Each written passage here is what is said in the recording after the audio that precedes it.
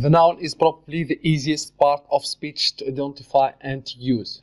Noun name a person, place, thing, or idea. Noun answer the question of who or what the sentence is about, and may even answer where and when. The subject of the sentence is likely to be a noun. The basic sentence structure is explained in depth in another lesson, answering the question who the sentence is about. Here is an example. The employees like the new exercise facilities. In this example, employees and facilities are the nouns.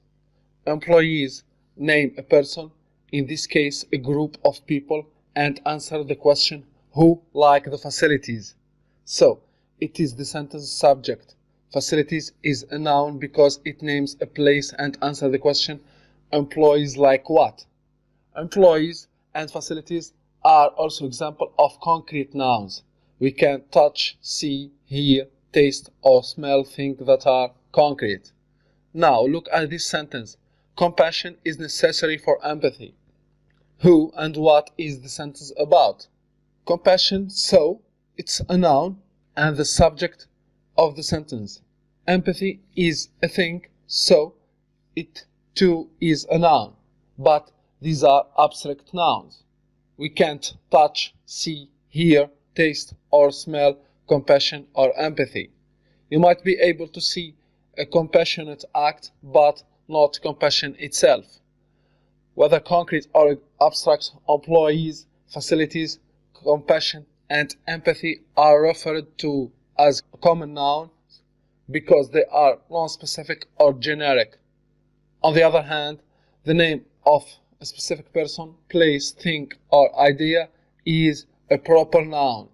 The one main difference is that because they are specific, they are capitalized. Mike and Faye like to meet at Scott's gym. First, Mike and Faye and Scott's gym are nouns. Mike and Faye answer the question of who like to meet and the question of who or what the sentence is about. So, are the subject of the sentence and Scott's gym answer the question where. Additionally, those are examples of proper nouns because they refer to a specific place and to two specific people. So they are capitalized. Here's another example. Hotel Royal is in South Bend, Indiana. A specific hotel, a specific city and state.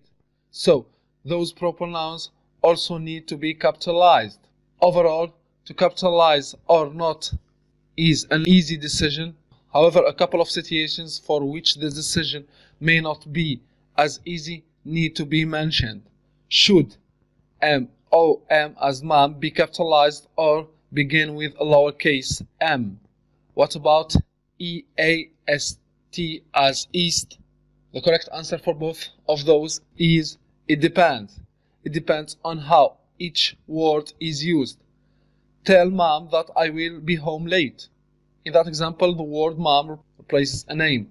Tell Aaron or tell Phyllis, for example. Now, look at this example. Tell my mom that I will be home late. Here, the word mom is considered a common noun, should not be capitalized.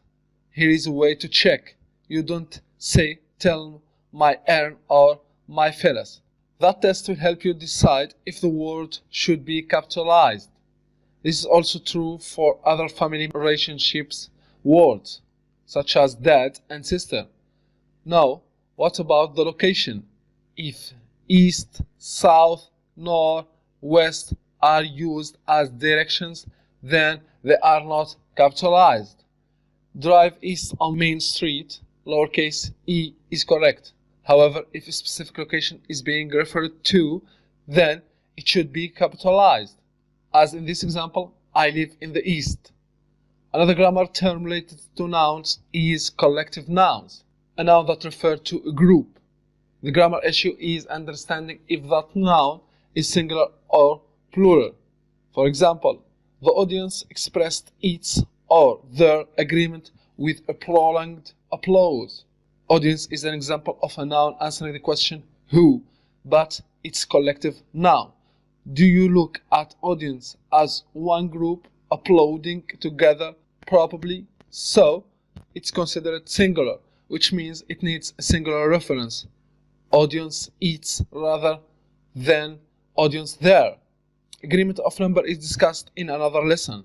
The audience expressed its agreement with prolonged applause. What about this example? After the adjournment, the audience went its or their separate ways. This time you probably visualize individual people going different direction. So audience is still a collective noun, but it's now plural, which require a plural reference. Audience there.